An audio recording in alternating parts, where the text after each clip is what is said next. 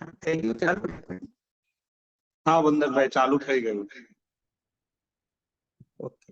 Screen દેખાડી ગઈ છે ને? દેખાય છે. એમાં તમે 12 નંબરની સ્લાઇડ ઉપર જતા રહો. ચાલુ કરો. ઓકે, તો નમસ્તે બધાને. આજે ફરી એકવાર બધાનું સ્વાગત શિબિરના 7મા દિવસમાં. મારે અહીંયા ઇન્ટરનેટનો કોઈ પ્રશ્ન છે 2-1 દિવસથી, તો એથી થોડું શરૂ કરવામાં મોડું થઈ ગયું. 6:10 થઈ ગઈ. ટ્રિપલભાઈના એમાંથી કરીએ છીએ, પણ વાંધો નહીં, હવે કન્ટિન્યુ કરી શકાશે. તો અત્યાર સુધી જે વાત આપણે કરતા હતા, જેનું એકવાર આપણે ગઈકાલે રિવિઝન પણ કરી લીધું આખી એ વાતનું, એટલેથી પછી હવે આપણે આજે આગળ વધીએ. તો એક તો વાત આપણે એ કરી હતી કે સુવિધાઓ જો જરૂરી છે, જેમ કે ઇન્ટરનેટ, એને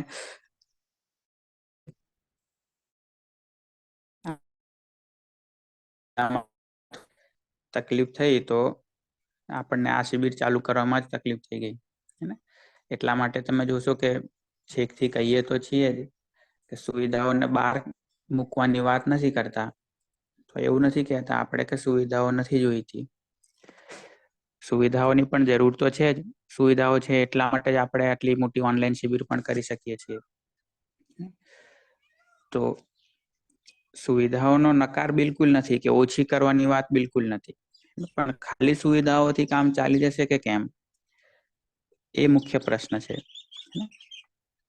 તો એટલા માટે જોશો કે આપણે એક વાત લખી છે કે ભાઈ પશુઓ માટે તો એક સમય આપણને એમ લાગે છે કે એમને સુવિધાઓ મળી જાય, પક્ષીઓ છે તો એમને પાણી મળી જાય, દાણા મળી જાય, અને કોઈ એવી જગ્યા મળી જાય કે જ્યાં ઈંડા મૂકી શકે, રહી શકે, તો એમનું કામ પૂરું થઈ ગયું, એમની જિંદગી ચાલી ગઈ સરસ રીતે.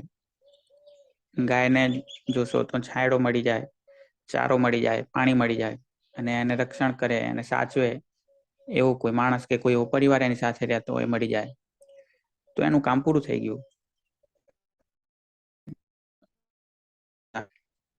એના માટે એક સમય ચાલી જાય છે કે ભાઈ એને ખાવાનું મળી જાય.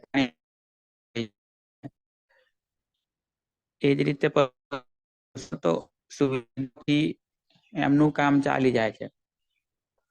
માણસ વિશે વિચારીશું, એટલે કે આપણા વિશે વિચારીશું કે આપણી શું સ્થિતિ છે. આપણને ખાલી સુવિધાઓથી ચાલી જાય છે? તો દેખાય છે કે ના, માણસ હોવાના નાતે જ આપણને ઘણું બધું ધ્યાન સંબંધો પર આપવું યોગ્ય જ લાગે છે, અને આપણે આપીએ છીએ. તો આપણા માટે જોશો તો ખાલી સુવિધાઓ પૂરતી નથી. સુવિધાની સાથે સાથે સંબંધ પણ જોઈએ છે. જેમ કે એમ કહ્યું કે ઇન્ટરનેટની સુવિધા જરૂરી છે, જેથી કરીને આપણે શિબિર કરી શકીએ. તો એની સાથે સાથે તમે જોશો કે સંબંધ પણ જરૂરી છે.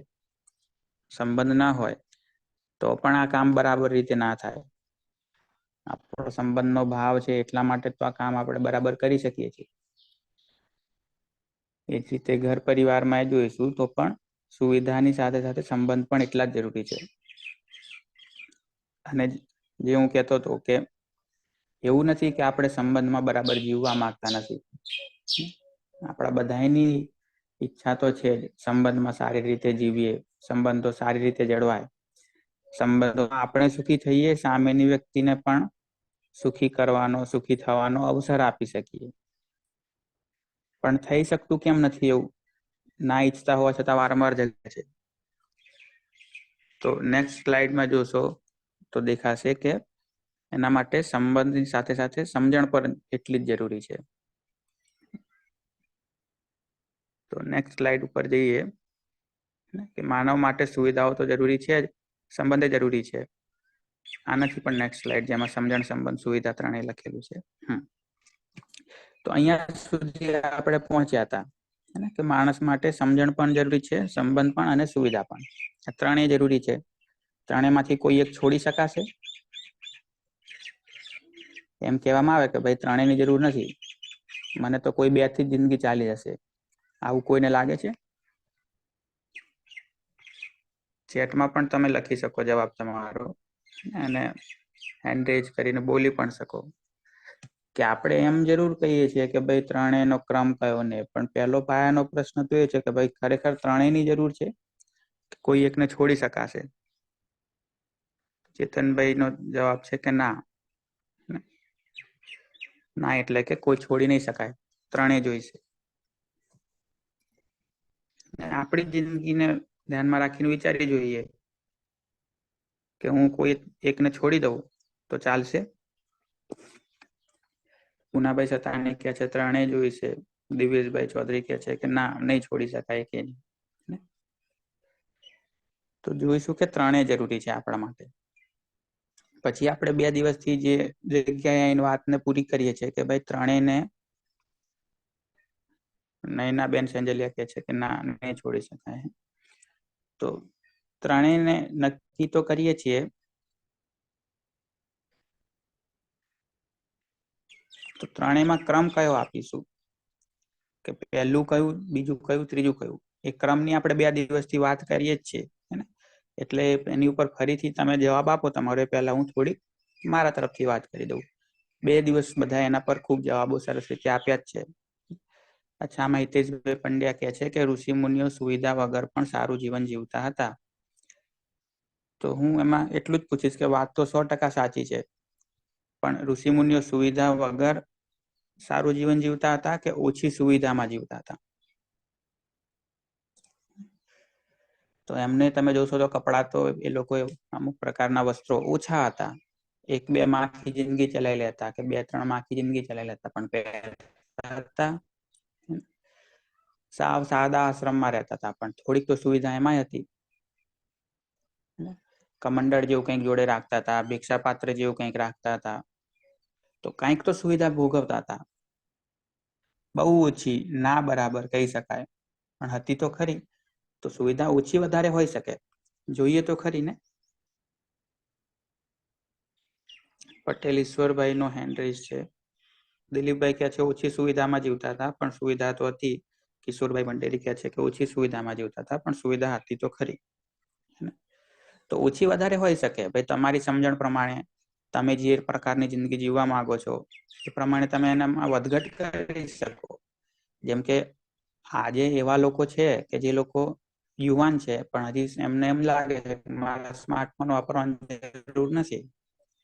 મારી જિંદગી છે એ સામાન્ય પેલા કીપેડ ફોન થી ચાલી જાય છે, જેને આજે હવે આપણે સામાન્ય ભાષામાં ડબલું કહેવા માંડ્યા છીએ. તો એ લોકો એનાથી એ જિંદગી જીવી લે છે. એમની મજબૂરી નથી, પૈસા નથી એવું નથી, પણ એમનો નિર્ણય છે કે ભાઈ મારે નહીં વાપરવો સ્માર્ટફોન. એવું શું છે કે સ્માર્ટફોન વાપરવો જ પડે? તો નહીં વાપરતા એવા અમુક યુવાનોને હું તો જાણું છું.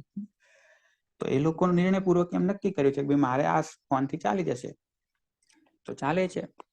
ઠીક. તો એવું જરૂરી નથી કે અમુક સુવિધાને જ સુવિધા કહીશું, ઓછી સુવિધામાં પણ સુવિધા કહી શકાય. તો હવે પ્રશ્ન એ છે કે આ ક્રમ આપણે જે વિચારીએ છીએ, જિજ્ઞેશ ના જિગીશાબેન નો હેન્ડ રેઝ છે. હા, જિગીશાબેન ને માઇક આપ્યું છે.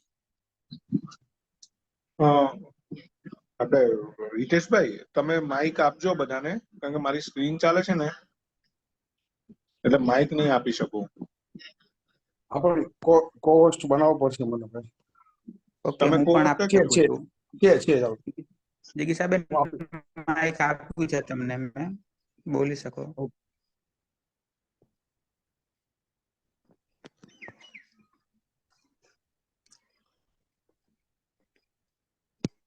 હા જિગીશાબેન, તમારે માઇક નો ઓપ્શન દેખાતો હશે, તમે અનમ્યુટ કરીને બોલી શકો. ભૂલમાં હાથ થઈ ગયો છે એવું નથી ને?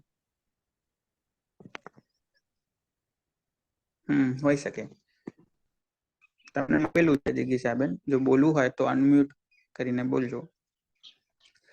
તો આપણે જે ક્રમ વિચારતા હતા એ બહુ મહત્વની વાત ઉપર આપણે જઈએ છીએ કે એ ક્રમ જે આપણે વિચારતા હતા એમાં તમે જોયું કે ભાઈ દરેક પ્રકારના જવાબો આવ્યા હતા આપણી પાસે. વધારે જવાબો એ હતા કે પહેલા નંબરે સમજણ, બીજા નંબરે સંબંધ, ત્રીજા નંબરે સુવિધા. પણ એક તર્ક એવો હતો કે ભાઈ સંબંધો હોય તો સમજણ આવે ને, સંબંધ વગર સમજાવે કોણ. અને બીજો તર્ક એ હતો કે ભાઈ સુવિધા હશે તો સંબંધો સચવાશે, ને એસી હશે ઘરમાં તો ઉનાળામાં મહેમાનો આવશે. એ વાતે કરી હતી. તો વાત તો બધા પ્રકારની કરી હતી, પણ આ જે ક્રમ આપીએ છીએ કે પહેલું શું કરશું, પહેલું શેના ઉપર ધ્યાન આપશું, એ ક્રમ આપવાનું લોજિક શું? તો જેનું મહત્વ છે એને પહેલો નંબર આપીશું. એવું જો તમે કહેતા હો તો હું તમને એક પ્રશ્ન પૂછું કે આપણે બૂટ મોજા પહેરતા હોઈએ ત્યારે પહેલું શું પહેરીએ છીએ? બૂટ પહેરીએ છીએ કે મોજું પહેરીએ? તો સીધી વાત છે કે પહેલા મોજું પહેરીએ છીએ. પહેલા મોજું પહેરીએ છીએ, પછી બૂટ પહેરીએ છીએ. તો પહેલું મોજું પહેરતા હોય અને પછી બૂટ પહેરતા હોય, એનો મતલબ શું એ થયો કે મોજું વધારે મહત્વનું છે અને બૂટ ઓછું મહત્વનું છે?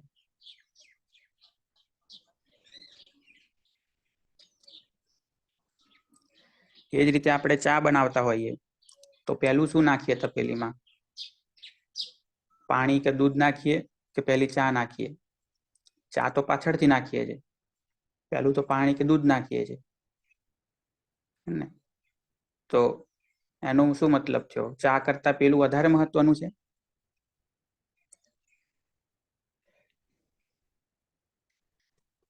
તો બોલો શું ક્રમ? આ ક્રમ આપવા પાછળનું લોજિક શું હોય? પછી પહેલું મહત્વ આપવાનું કારણ શું?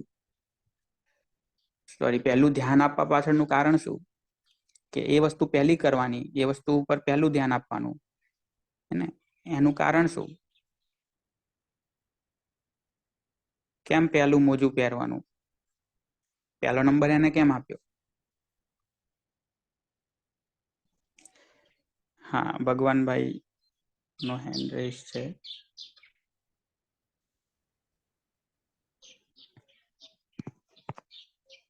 માઇક દેખાય છે ભગવાનભાઈ તમને આપેલું? કે બધાને આ પ્રશ્ન આવે છે માઇક નો?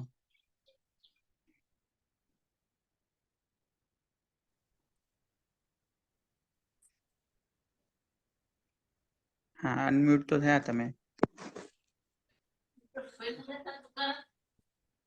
હેલો. હાજી નમસ્તે. નમસ્તે. એટલે પેલા બૂટ પહેરે ને પછી મોજા પહેરે તો આવું સુવિધા બની જાય.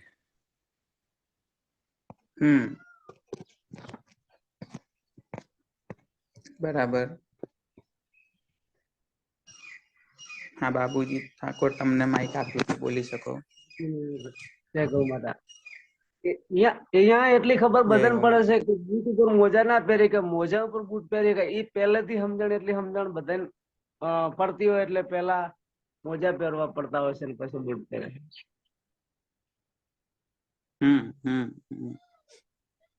બરાબર. તો એવું કહી શકીએ ને આપણે કે તમે જે કામ પહેલું કરો અથવા તો તમે પહેલું એવું કામ કરો કે જેનાથી બીજું કામ કરવામાં સરળતા રહે.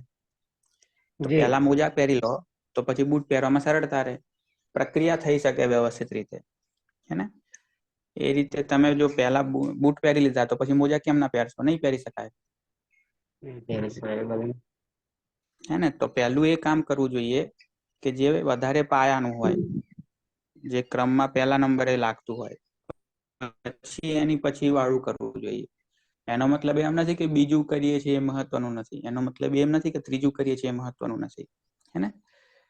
તો હવે એ દ્રષ્ટિએ વિચારીએ તો સૌથી પહેલું શું કરવું જોઈએ? ઓકે, ચેટમાં પણ ઘણા બધા જવાબો આવ્યા છે, હું જોઈ લઉં એકવાર. હીરાભાઈ ચૌધરી કહે છે કઈ ખબર ના પડી. બહુ સરસ. જો આવું કહેવું જોઈએ, તો જેથી કરીને અમને પણ ખબર પડે કે અમે જે વાત કરી રહ્યા છીએ એ નથી સમજાતી, તો વધારે ફરીથી કહેવું પડશે. તો કહું હમણાં ને. આભાર તમારો આટલો સારો અભિપ્રાય આપ્યો એટલે.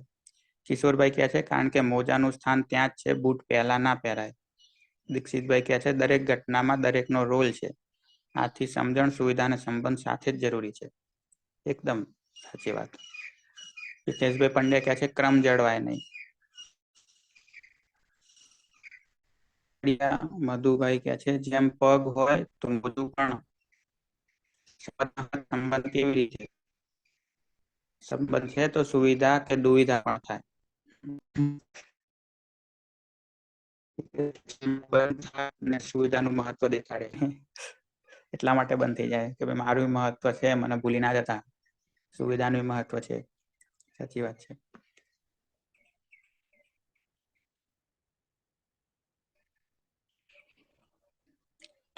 તો હીરાભાઈ આપણે એમ કહીએ છીએ કે ક્રમ કઈ રીતે આપીએ, તો હું એમ કહેવા માંગુ, એટલે એક તર્ક આપ્યો કે ભાઈ તમે એમ કહેતા હો કે જે બહુ મહત્વનું છે એ પહેલું કરવું જોઈએ,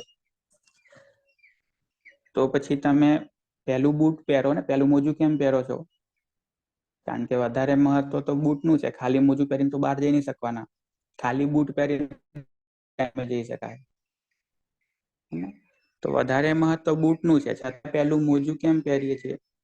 તો એનાથી આપણી માન્યતા, જે એક માનસિકતા છે, એ થોડી તૂટે કે ભાઈ જે પહેલું કરીએ છીએ એ જ મહત્વનું છે. એવું નથી, મહત્વ બધાયનું છે. તો સમજણ, સંબંધ, સુવિધા ત્રણેયનું મહત્વ છે. કોઈને આપણે છોડતા નથી, કોઈને ઓછું મહત્વ આપીએ, પણ આખી પ્રક્રિયા શું છે એને સમજવી પડશે. કે પહેલું એક કામ કરી લઈએ તો પછી બાકીના બે કરવામાં સરળતા રહે. તો હું એક વાત એનામાં જે કહું કે ભાઈ પહેલા તમે જો સમજી લો કે જિંદગી શું છે, હું શું છું, આ સંબંધો શું છે, મારે શું છે, આની સમજણ જો હોય આપણને કે મારે રોજબરોજની જીવનમાં કેવી રીતે પહેરવાનું ને, હું મેસેજ વાંચતો હતો એટલે મોજું પહેરવાનું લખ્યું છે કોઈએ, કે આપણામાં સમજણ હોય તો પેલું મોજું પહેરીએ. તો તમે જો એ સમજી લો કે ભાઈ મારે જિંદગી કઈ રીતે જીવવાની છે, સારી જિંદગીમાં શું શું જોઈએ, સંબંધો કઈ રીતે સચવાય, ભાવ શું છે જેના પર આપણે એક એક કરીને વાત કરશું, હે ને? તો સમજણ હોય તો સંબંધોમાં સરળતા થઈ જાય, હે ને? વગર સમજણે સંબંધો નિભાવવા જઈશું તો અઘરું પડી જશે. તો સમજણ હશે જો સંબંધો સરળતાથી હશે, સંબંધો સારા હશે તો પરિવારના લોકો સાથે બેસીને, સાથે મળીને સંબંધપૂર્વક, સમજણપૂર્વક નક્કી કરી શકશે કે આપણને કેટલું જોઈએ. નહીતર તમે વિચારો કે તમે પરિવારમાં સમજણે નથી, પરિવારમાં સંબંધો સારા નથી, હવે તમે સુવિધા નક્કી કરવા જાઓ તો નક્કી જ નહીં થઈ શકે કે કેટલું જોઈએ, હે ને? કોઈ કહેશે કે આટલા કપડાથી ચાલી જાય, કોઈ કે ના આટલા જોઈએ, કોઈ કહે કે ઘરમાં આ ખુરશી પડી છે બરાબર છે, કોઈ કહેશે કે ના સોફા તો જોઈએ જ જોઈએ, કોઈ વળી કહેશે કે આવો જ સોફા જોઈએ, કોઈ કહેશે કે આ જૂનો ખાટલો પડ્યો છે એ ચાલી જશે, તો કોઈ કહેશે કે ના નવો પલંગ જોઈએ, કોઈ વળી કહેશે પેટી પલંગ જ જોઈએ. તો દરેક વાતમાં ક્લેશ કંકાસ થઈ જશે. તો વગર સમજણે, વગર સંબંધોએ સુવિધા નક્કી કરવા જશો તો થશે? શું લાગે છે તમને? સુવિધા નક્કી કરવા માટે પહેલા સંબંધ સારા હોવા જોઈએ ને બધામાં સમજણ હોવી જોઈએ, તો સુવિધા નક્કી કરી શકાશે કે કેટલી જોઈએ સુવિધા.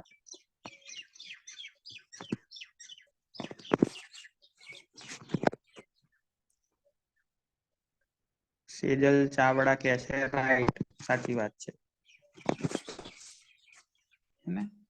એ જ રીતે સંબંધોમાં સારી રીતે જીવવું હશે તો પહેલા શું હોવું જોઈએ? સમજણ હોવી જોઈએ. સમજણ હશે તો સંબંધમાં સારી રીતે જીવી શકીશું. નહીતર તો તમે આજે જુઓ ને કે ભાઈ આપણે જે પણ યુવાનો લગ્ન કરે છે, આપણા તમારા દીકરા દીકરીઓ કે આજુબાજુના દીકરા દીકરીઓ લગ્ન કરે છે, કોણ એવા ભાવથી લગ્ન કરે છે કે તો પથારી ફેરવી નાખીએ સામેવાળાની? એવું તો કોઈ ભાવથી લગ્ન કરતા નથી. લગ્ન તમામ લોકો જે કરે છે સંબંધપૂર્વક જીવવાના ભાવથી જ તો કરે છે ને. અને કેટલી બધી આશાઓ લઈને કરે છે, સાથે મળીને સારું જીવશું ને, આમ કરીશું ને, તેમ કરીશું ને, પોતાનો પરિવાર વસાઈશું, મજેથી જીવીશું, બીજાઓને મદદ કરીશું, આવી કેટલી સારી સારી આશા લઈને જ બધા લગ્ન કરે છે. તો તૂટી કેમ જાય છે? કે સારું કેમ નહીં ચાલતું? દુઃખી કેમ થવાય છે? કોઈ સંબંધમાં જીવવાનો ભાવ ઓછો છે એટલા માટે? ઘરમાં સુવિધાઓ ઓછી છે એટલા માટે? તો શું ખૂટે છે?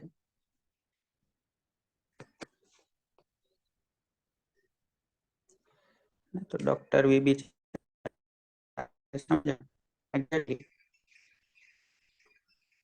તો એટલા માટે જેમ કે હમણાં આ ફેબ્રુઆરીમાં મારા લગ્ન થયા ને, તો હું વિચારતો તો ઘણા બધું વિચાર્યું જ હોય એ વિશે આપણે પોતાના લગ્ન થવાના એટલે એની પહેલા છોકરી શોધવાનું કામ ચાલતું હોય ને બધું.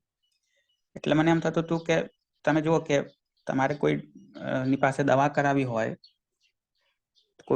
કોઈ વ્યક્તિ ડોક્ટર છે એની તમે પહેલા એક રીતે ખાતરી તો કરો ને કે ભાઈ આ ગામમાં બધા એને ડોક્ટર તરીકે સ્વીકારે છે, એને ડોક્ટર તરીકે ઘણા લોકોના ઈલાજ કરેલા છે, એની પાસે ડોક્ટરીનું સર્ટિફિકેટ છે, અહીંયાથી ભણેલું છે.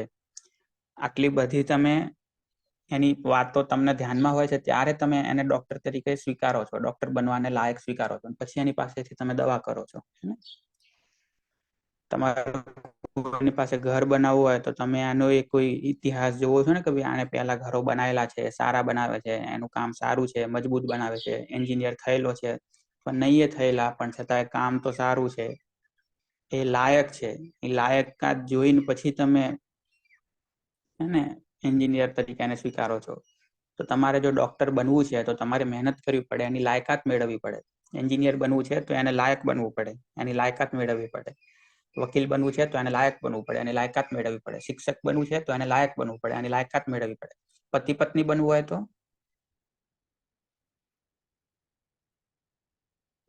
એના માટે શું કરીએ છીએ?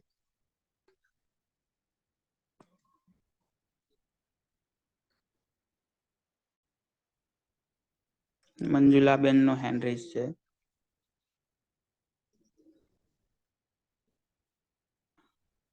હા, તમને માઇક આપ્યું છે મંજુલાબેન,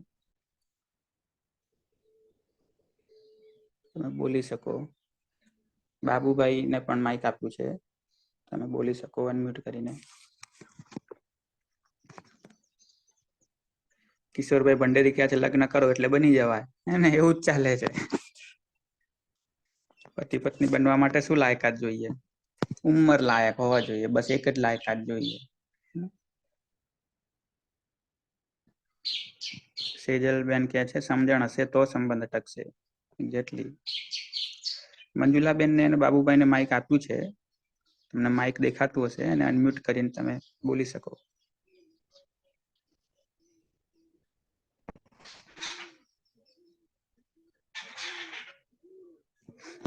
હે ને, તો અચ્છા લગ્નની તૈયારી વખતે પણ જોશો ને તો કન્યાના માતા પિતા કે વરના માતા પિતા કેટલી બધી મહેનત કરે. રૂપિયા બચાવીને રાખ્યા હોય કે આટલું સોનું આપવાનું છે ને આટલું આપવાનું છે ને એની તૈયારી કેટલી બધી કરી હોય, તો એના માટે કેટલી બધી મહેનત. પણ એ પતિ પત્ની તરીકે સારી જિંદગી જીવી શકે એની સમજણ આપવા માટે કેટલી મહેનત.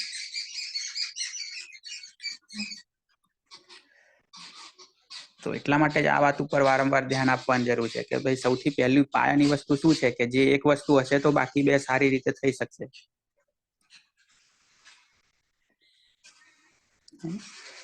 તો એટલા માટે કહીએ છીએ કે સૌથી પહેલા નંબર એ તો સમજણ. તો નેક્સ્ટ સ્લાઇડ ઉપર જઈ શકાય રિપલભાઈ.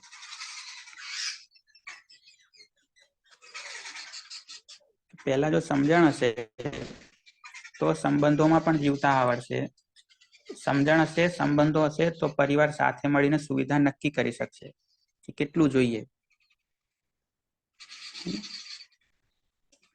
એક ભાઈ અમદાવાદના છે, એ અમીર છે ઘણા, તો એ કહેતા હતા કે એમના દીકરા એમ કીધું કે મારા રૂમમાં જે બે બારીઓ, બે ની એક જ બારી છે, તો એનો પડદો જૂનો થઈ ગયો છે, મારે નવો પડદો લાવવો છે.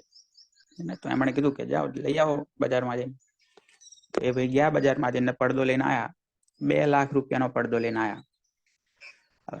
અમદાવાદમાં તો તમારે જેટલી રેન્જની વસ્તુ જોતી હોય એટલી મળી રહે, હે ને.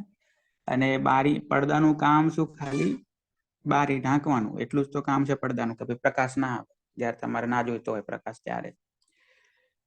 તો એટલા માટે 2 લાખ રૂપિયાનો ખર્ચ એમણે કરી નાખ્યો. એટલે એમ કહેતા હતા કે સુવિધાઓ આપણને મળી રહી છે એનો મતલબ એ નથી ને કે તમે સુવિધાઓ એકદમ જ ભોગવ્યા કરો. તો એના માટે શું ખૂટે છે? તો સમજણ.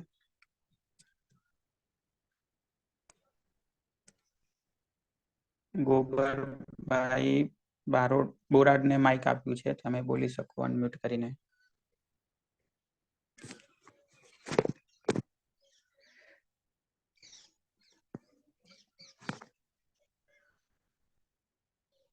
હા, મંજુલાબેનને માઇક આપેલું છે, બાબુભાઈને માઇક આપેલું છે, ગોબરભાઈ હા બોરડને માઇક આપેલું છે. રિચાર્જ કરવા હાજી, હેલો. હા બોલો બોલો, આવે છે અવાજ તમારો. હા હા, ખાલી આમાં ચેક કરવા માટે જોયું. હા હા હા, એટલે સિસ્ટમ તો કામ કરે છે.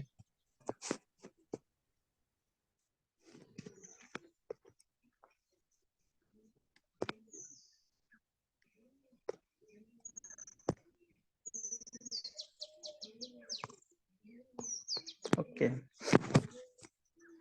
તો સમજણ હશે તો સંબંધોમાં ઉભય સુખ આવી શકશે. ઉભય સુખ નો મતલબ શું થયો? બંને પક્ષે સુખ. તમે પેલું આપણે પ્રાણીઓની વાત સાંભળી છે ને, કે અમુક પ્રાણી હોય જળચર હોય, જેમ જળમાં જીવતા હોય, માછલી ને એ બધા. અમુક પ્રાણીઓ હોય ભૂચર હોય, જમીન ઉપર જીવતા હોય, કૂતરું, ગાય, વાઘ, બકરી, બિલાડી એ બધા. અને અમુક હોય એને ઉભયજીવી કહેતા હોય. ઉભયજીવી એટલે કે જે જમીનમાં પરે જીવતા હોય અને પાણીમાં જીવતા હોય, જેમ કે કાચબો પાણીમાં રહે અને જમીનમાં રહે. તો જે બંને પક્ષે રહી શકે એને ઉભય કહેવાય. ઉભય એટલે બંને પક્ષે. તો ઉભય સુખનો અર્થ શું થયો?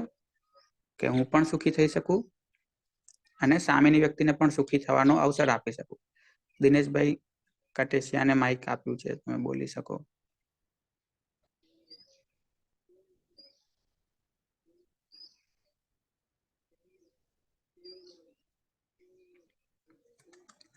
તો જો સમજણ હશે સંબંધમાં, ને તો સંબંધમાં ઉભય સુખ આવી શકશે. આપણે પણ સુખી થઈ શકીશું, સામેવાળાને પણ સુખી થવાનો અવસર આપી શકીશું. એ રીતે થોડું આગળ વધીએ તો દેખાશે કે સમજણ હશે, સુવિધાઓ નક્કી કરવામાં, તો ઉભય સમૃદ્ધિ આવશે. ઉભય સમૃદ્ધિ એટલે આપણે પણ સમૃદ્ધ થઈ શકીશું અને પ્રકૃતિને પણ નુકસાન નહીં પહોંચાડીએ. પ્રકૃતિની સાથે પણ સારી રીતે જીવી શકીશું. તો આગળ વધી શકાય રિપલભાઈ એક સ્ટેપ. તો અત્યારે જોશો તો સુવિધા નક્કી કરીએ છીએ, એમાં પ્રકૃતિને નુકસાન કરી દઈએ છીએ અથવા બીજા માણસોને નુકસાન કરીએ છીએ આપણી સુવિધા મેળવવા માટે.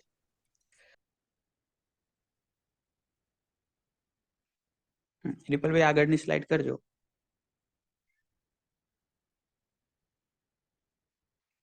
હિતેશભાઈ પંડ્યા કહે છે એસી ફ્રીજનો અતિરેક પ્રકૃતિને ખૂબ નુકસાન કરે છે, વિવેક જરૂરી છે. હે ને? એ જ તો, સુવિધાઓ ભોગવવી છે પણ સમજણ તો જોઈશે. વગર સમજણે સુવિધાઓ ભોગવવા દઈશું તો આપણે નુકસાન કરીશું, સામે પ્રકૃતિને નુકસાન કરીશું, બીજા માણસોને નુકસાન કરીશું. તો એટલા માટે એક નંબર ઉપર સમજણ, કે પહેલું એ જોઈશે, પાયાની વસ્તુ છે. એ હશે તો સુવિધાઓ પણ નક્કી કરી શકાશે, સંબંધોમાં પણ સારું જીવી શકાશે. પણ વગર સમજણે અત્યારની જિંદગી જોઈશું તો જેમ આપણે વારંવાર પૂછતા હતા, આપણે સમજણ, સંબંધ, સુવિધા ત્રણેય માટે પ્રયત્ન કરીએ છીએ કે ખાલી સુવિધાઓ માટે પ્રયત્ન કરીએ છીએ? તો જો ખાલી સુવિધાઓ માટે પ્રયત્ન કરતા હોઈએ તો શું થાય? એ આ સ્લાઇડમાં લખેલું છે કે સમજણનો અભાવ છે. પ્રશ્ન લાગેલો છે કે ભાઈ સમજણ છે કે નહીં, અને સંબંધમાં જીવીએ તો છીએ જ, સંબંધ હોય છે જ, પણ સમજણ વગર સંબંધમાં ભાવ નથી અને જીવીએ છીએ તો પોતે પણ દુખી અને બીજાને દુખી કરીએ. સંબંધમાં આપણને કંઈક ને કંઈક મન દુઃખ થયા કરે અને બીજાને દુખી કર્યા કરીએ, જો સમજણ નથી તો. હે ને? અને વગર સમજણે સુવિધાઓ ભોગવવા કે ભેગી કરવા જઈશું તો આપણને એમ થયા કરશે કે હજી ઓછું પડે છે, હજી ઓછું પડે. ગમે તે રીતે મારી પાસે વધારે આવી જાય. તો આ રીતે જીવવાને કહીએ જીવ ચેતનામાં જીવવું. શરીર માણસનું છે પણ ચેતના હજી જીવોની જ છે. ખાલી સુવિધાઓમાં જીવન પૂરું કરવાનો પ્રયત્ન કરીએ છીએ. જેમ જીવ જાનવર ખાલી સુવિધામાં જીવવાનું એમનું કામ પૂરું કરી લે, હે ને? એ રીતે આપણે જોશો તો સુવિધાઓમાં જીવન પૂરું કરવાનો પ્રયત્ન કરીએ તો એને કહેવાય કે આપણી ચેતના તો હજી જીવોની જ છે. શરીર માણસનું લઈ લીધું, પણ જે ચેતના છે એ હજી જીવ સ્તરની જ છે. માનવના સ્તરે જો જીવવું હોય, માણસ બનીને જીવવું હોય તો નેક્સ્ટ સ્લાઇડમાં જોશો તો ત્રણે સાથે રાખીને જીવવું પડશે.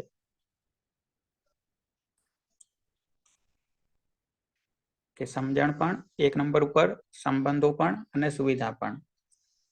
ત્રણેયને ધ્યાનમાં રાખીને જીવીએ ત્રણેયને સાથે રાખીને જીવીએ તો આપણે માનવની જેમ જીવ્યા કહેવાય.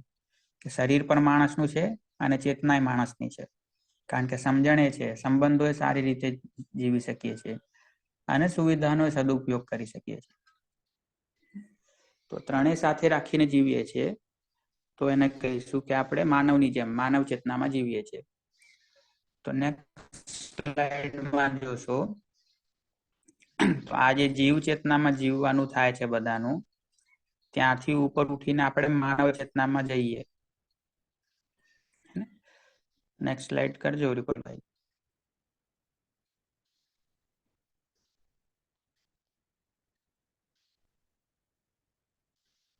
તો જે જીવ ચેતનામાં જીવવાનું થાય છે ત્યાંથી ઉપર ઉઠીને માનવ ચેતનામાં જઈએ, એને જ કહીએ સાચો વિકાસ. અત્યારે વિકાસ છે ને કહીએ છીએ. આ જીવ ચેતનામાં જીવતા માણસો માનવ ચેતનામાં જતા રહે, બધામાં સમજણ આવી જાય, બધા સંબંધો સારા થઈ જાય, એને વિકાસ કહીએ છીએ. કે ખાલી સુવિધાઓ વધારે થઈ જાય એને જ વિકાસ કહીએ છીએ. અને સાચો વિકાસ તમારા મતે શું? તો તમે કહી શકો ચેટમાં અથવા તો હેન્ડ રેઝ કરીને. અત્યારે આપણો વિકાસનો કોન્સેપ્ટ શું છે? શેને વિકાસ કહીએ છીએ? બધાની સમજણ વધી જાય, સંબંધો સારા થઈ જાય અને સુવિધા વધે. આ ત્રણેય એક સાથે થાય અને બધા માનવની જેમ જીવવા માંડે એને વિકાસ કહીએ છીએ. કે ખાલી સુવિધાઓને જ વિકાસ કહીએ છીએ? સુવિધાઓમાં વધારો થાય એને જ વિકાસ કહીએ છીએ.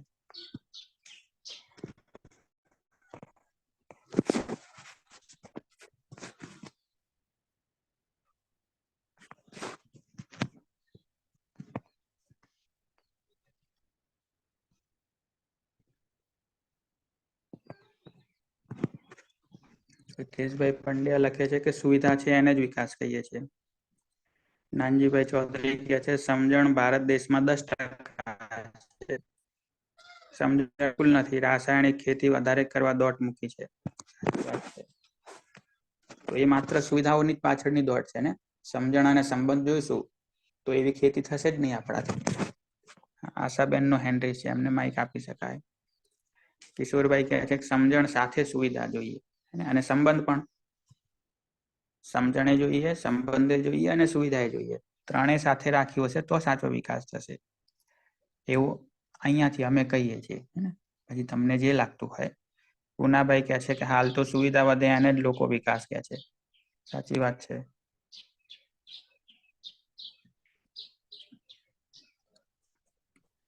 હા સાહેબ, તમને માઇક આપ્યું છે, બોલી શકો. નમસ્કાર.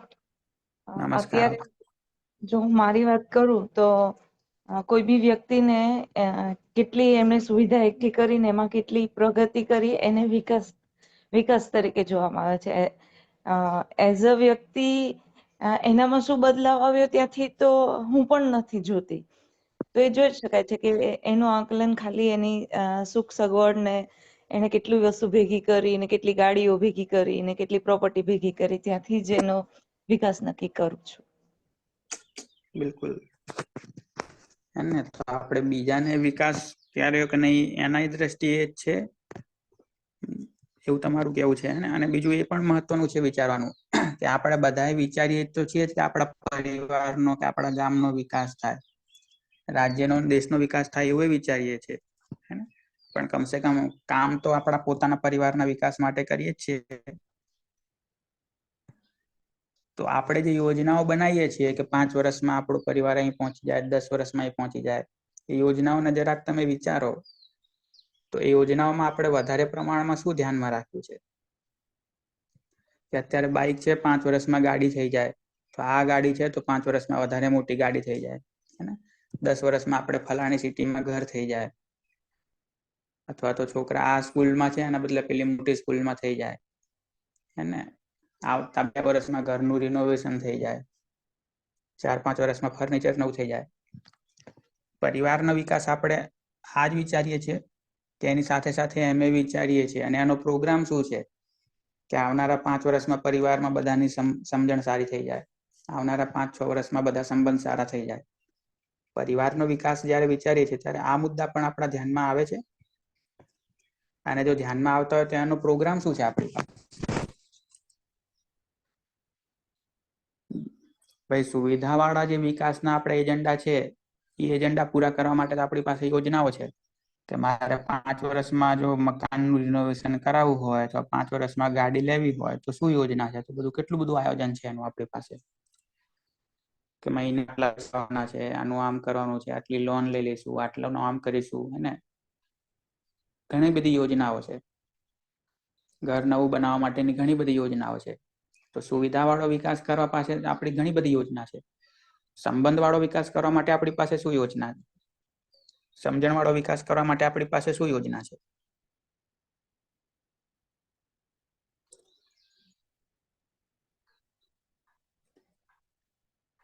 હા મંજુલાબેન, માઇક છે જ તમારી પાસે, તમે અનમ્યુટ કરીને બોલી શકો. જય ગૌ માતા. જય ગો માતા. મારું એવું કેવું છે સર કે વિકાસ એટલે જ્યારે હું આ બે પ્રાકૃતિક ખેતી કરું છું ને, તો મને જોઈને જે પ્રાકૃતિક ખેતી કરું છું ને એ જે ખોરાકનો ટેસ્ટ છે, તો મને જોઈને 10 માણસ મારા ગામમાંથી પ્રાકૃતિક ખેતી પોતાની રીતે કરે છે. તો એવી રીતે જે વિકાસની વાત છે ત્યારે પ્રાકૃતિક ખેતી તરફ દરેક ખેડૂત વળી જાય આપણને જોઈને, આપણો વિકાસ જોઈ અને આપણી આવક જોઈને વળે. આપણી જેટલી આવક આવે છે કે આ લોકો જોડે કશું હતું જ નહીં, ત્યારે કપડા નતા, જ્યારે ખાવાની પરિસ્થિતિ નથી, જ્યારે 20 રૂપિયાની મજૂરી કામ કરતા, અત્યારે એમના ઘરમાં 2000 ની 3000 ની આવક આવે છે દિવસની. તો આ લોકોનો વિકાસ જોઈ અને આપણે એમના તરફ વિકાસ કરીએ એવું આપણને જોઈને આપણી પ્રાકૃતિક ખેતી તરફ દરેક ખેડૂત વળે એવી મારી ઈચ્છા છે. જય ગૌ બિલકુલ માતા. સારી ઈચ્છા છે, હે કે ભાઈ પ્રાકૃતિક ખેતી તરફ બધા વળે. અને તમે એમાં શું કહ્યું કે આપણી આવક જોઈને વળે, તો આવક જોઈને વળે એ તો બરાબર છે, સારી વાત છે. એની સાથે સાથે એ જોઈને વળી શકે ને કે આમના સંબંધો કેટલા સારા છે, આપણે એમના જેવું જીવીએ, એમના ઘરમાં બધા સંપીને રહે છે, હળીમળીને કામ કરે છે. તો આપણા ઘરમાં કેમ આટલા ઝઘડા છે? આપણે કેમ હળીમળીને કામ નહીં કરી શકતા? આપણા કેમ સંબંધોમાં ડખા છે? એવી પણ પ્રેરણા લે લોકો, એવી પણ અને પ્રેરણા લે કે આ લોકોની સમજણ કેટલી સારી છે. અને એમાં સર બીજું છે કે પેલા મારું પોતાનું વક્તવ્ય જાણ કરું છું. જ્યારે ગામમાં કોઈ ઇજ્જત ને કિંમત નથી, અમારું ગરીબ ઘર એકદમ હતું, નાનું ઘર, સીમાંત ઘર હતા મારા સસરા. અને જ્યારે મેં ગામની અંદર બહેનો જોડે રિલેશનમાં રહી અને 2004 થી સખી મંડળમાં જોડાઈને હું અત્યારે 3000 બહેનો જોડે જોડાયેલી છું સર. અને જ્યાં હું જઉં ને ત્યાં મને એટલું સન્માન મળે છે કે હું જઉં ને ત્યાં એટલું બધું કે બેન આ વસ્તુ કેવી રીતે કરવાની, કેવી રીતે મને સન્માન મળે છે. એટલે વિકાસ એટલે મારા માટે તો એક ખેડૂત તરીકે વિકાસ એટલે આપણે એમ નોકરિયાત વર્ગ કે મને પ્રોપર્ટી વિશેનો કોઈ એવો શોખ નથી સર, કે ગાડી હોય કે એની ઇજ્જત કરવી એવું નહીં. મને જે ખેડૂત જોડે ઇજ્જત ને મારું સન્માન થાય છે એ મારું વક્તવ્ય મેં જાણ કર્યું છે. જય ગૌ માતા. બિલકુલ બિલકુલ, સરસ. ને તો આટલો જે એક ભાગ થયો કે ભાઈ સુવિધા આપણી વધી એ જોઈને લોકો આપણી તરફ આકર્ષાય છે. એની સાથે સાથે જોશો તો આપણી સંબંધો સારા છે એ જોઈને લોકો આપણાથી આકર્ષાય. આપણી સમજણ સારી છે એ જોઈને લોકો આપણાથી આકર્ષાય. અને ત્રણેયમાં વિકાસ થાય, હે ને, તો આપણને એમ લાગે કે કંઈક સાચો વિકાસ થયો. 10 મિનિટ બાકી રહી છે, હું આગળની થોડીક વાત મૂકી દઉં. નેક્સ્ટ સ્લાઇડ ઉપર જો રિપલભાઈ, પછી એના પર વિસ્તારથી વાત કરીશું કાલે. હજી નેક્સ્ટ ઉપર આના પર પછી વાત કરશું.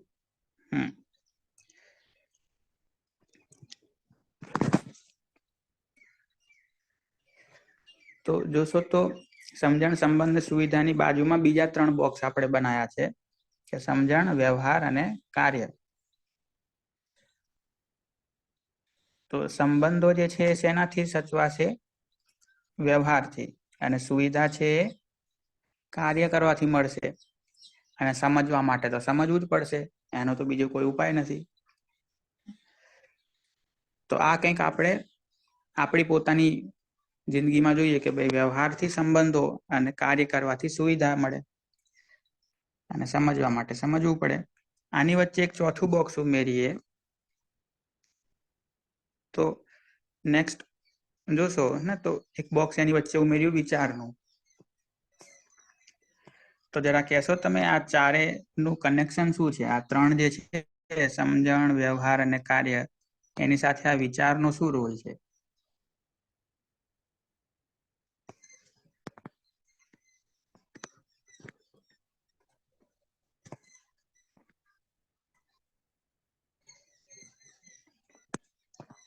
વચ્ચે વિચાર શબ્દ લખ્યો, એનું શું મહત્વ છે?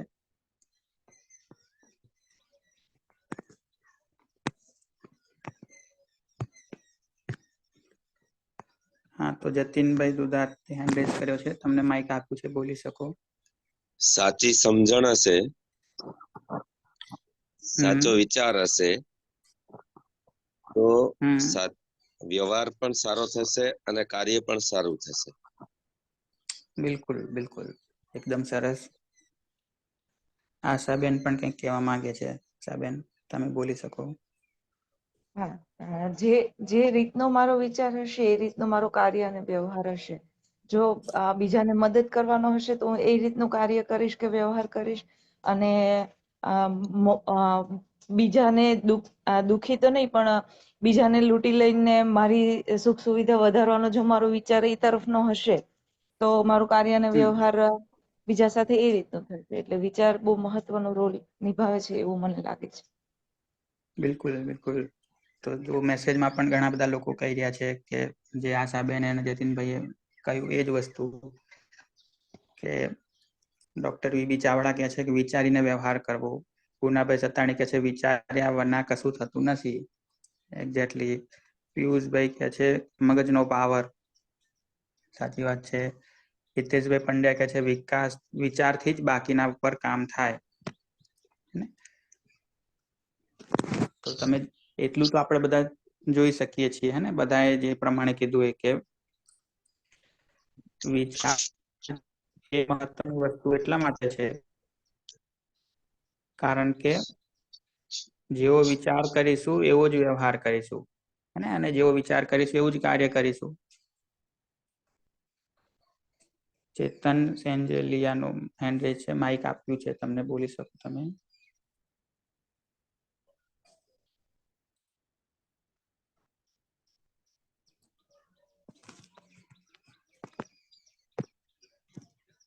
હાજી, તમને માઇક આપ્યું છે, અનમ્યુટ કરીને બોલી શકો.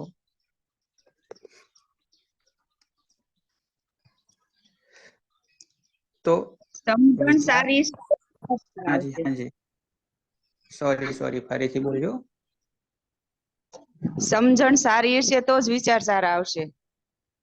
હા, એ વાત પણ એકદમ મહત્વની કરી તમે કે ભાઈ વિચારની ઉપર સમજણનું બોક્સ છે કે વિચારથી વ્યવહાર કાર્ય થશે, એ વાત બરાબર, પણ વિચારે ક્યાંથી આવશે? તો મારી સમજણ સારી હશે તો વિચાર સારા આવશે. એકદમ સાચી વાત છે.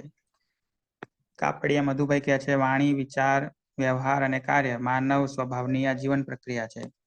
એકદમ બરાબર, એ જ કહીએ છીએ કે આ જે ચારે બોક્સ છે આપણી જિંદગીના 4 બોક્સ છે.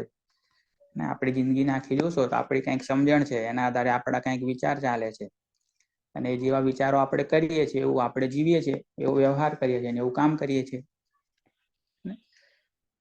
સમીરભાઈ પટેલ કહે છે વિચાર ક્યારે સારો આવે?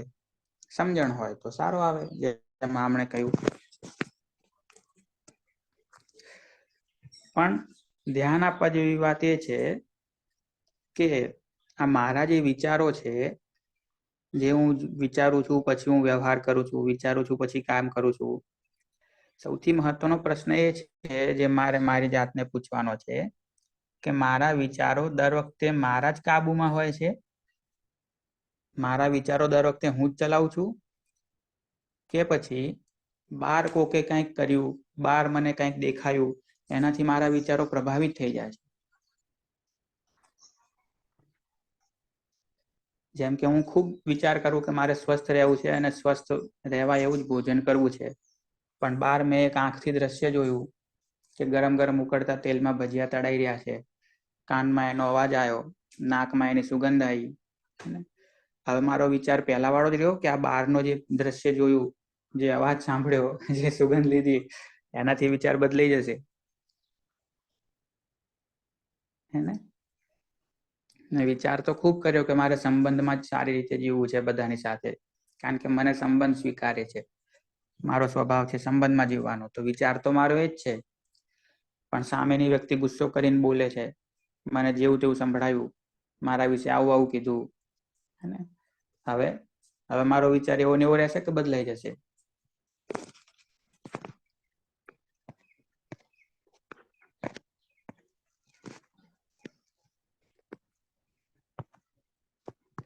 દિનેશભાઈ નો હેન્ડ રેઝ છે. દિનેશભાઈ, તમને માઇક આપ્યું છે, બોલી શકો.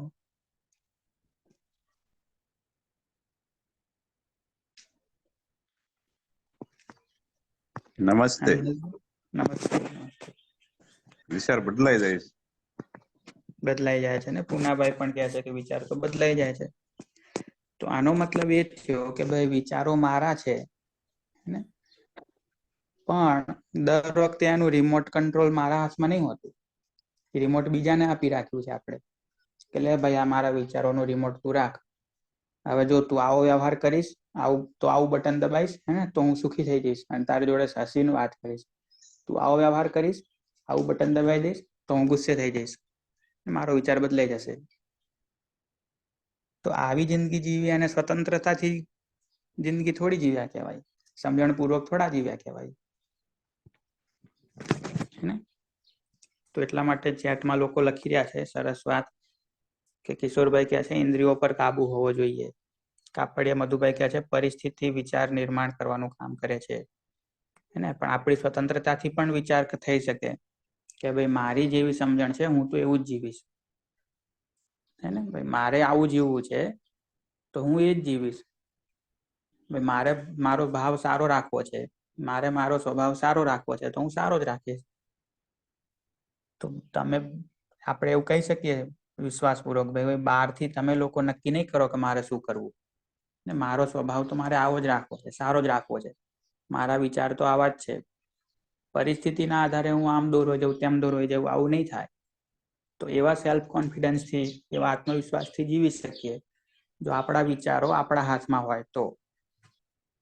આપણા હાથમાં જ છે, આપણે જ રિમોટ બીજાને આપી રાખ્યું છે કે લો ભાઈ આ એક રિમોટ તમે રાખો, એક રિમોટ તમે રાખો, એક રિમોટ તમે રાખો, બધાને એક એક આપી રાખ્યું છે. તમારે મને ગુસ્સે કરવો હોય તો આ બટન દબાવજો, તમારે મને સુખી કરવો હોય તો આ બટન દબાવજો, તમારે મને મોજમાં લાવી દેવા હોય તો આ બટન દબાવજો, તમારે મને મોજમાં હું હોઉં ને આથી નીચે પાડી દેવા હોય તો આ બટન દબાવજો. એવું જ છે ને. તો રિમોટ બીજાને શું કરવા આપી રાખીએ? ભાઈ મારા વિચાર કઈ દિશામાં ચાલશે, હું કેવું જીવીશ, એનું કંટ્રોલ આપણા હાથમાં હોય. તો આજે દિવસ દરમિયાન એ ધ્યાન આપવાનો પ્રયત્ન કરીએ આખો દિવસ કે ભાઈ મારા વિચારમાં જે કંઈ ચાલે છે એ મારા નિર્ણયથી ચાલે છે કે બીજા લોકો એને પ્રભાવિત કરી જાય છે, બહારની ઘટનાઓ એને પ્રભાવિત કરી જાય છે. તો આજે દિવસ દરમિયાન હું જે કંઈ પણ વિચારું છું, જે કંઈ પણ વ્યવહાર કરું છું, જે કંઈ પણ કાર્ય કરું છું, એ મારું વ્યવહાર, મારું કાર્ય મારી સમજણ પ્રમાણે મારા નિર્ણયથી થાય છે કે પછી બીજા લોકોના વ્યવહારના પ્રભાવથી, કે બીજા લોકોએ આમણે આમ કરી દીધું એનાથી પ્રભાવિત થઈ ગયા, કે બહાર આવી ઘટના બની ગઈ એનાથી પ્રભાવિત થઈ ગયા, એનાથી દોરવાઈ જઈએ છે, હે ને. તો આજે દિવસ દરમિયાન આટલું ધ્યાન આપવાનો આપણે પ્રયત્ન કરીએ. કાલે આ બધી બાબતો ઉપર વધારે વિસ્તારથી વાત કરીશું. સેજલબેન કહે છે ચેટમાં વિચાર અને સમજણ તો પોતાની હોવી જોઈએ એક્ઝેક્ટલી. તો એક વ્યક્તિ એવું કહેતા હતા કે એમનું એ વાક્ય બહુ સારું હતું ને, જે હું પહેલા એકવાર બોલ્યો હતો કે ઉધારથી ઉદ્ધાર ના થાય. તો તમે પૈસા પણ ઉધારના લઈને કેટલી જિંદગી જીવી શકશો? એ રીતે આ વિચારો અને માન્યતાઓ ને બધું બીજાનું ઉધાર લઈને કેટલું જીવી શકશો? તો પોતાની કમાણી કરવી પડશે, પોતાના ભાવ, પોતાના વિચાર પોતાના કાબુમાં રાખવા પડશે. તો આજે ધ્યાન આપવાનો પ્રયત્ન કરીએ કે આપણે કેટલું પોતાના આધારે નિર્ણય લઈએ છીએ, પોતાની સમજણના આધારે, અને કેટલું બહારથી ઇફેક્ટ થઈ જઈએ છીએ, બહારથી પ્રભાવિત થઈ જઈએ છીએ. આટલું ધ્યાન આપીએ આજે. કાલે ફરી પાછા બનીશું, આના પર વધારે વાત કરીશું. તો મારા તરફથી વાત પૂરી કરું. નમસ્તે બધાને. જય ગો માતા.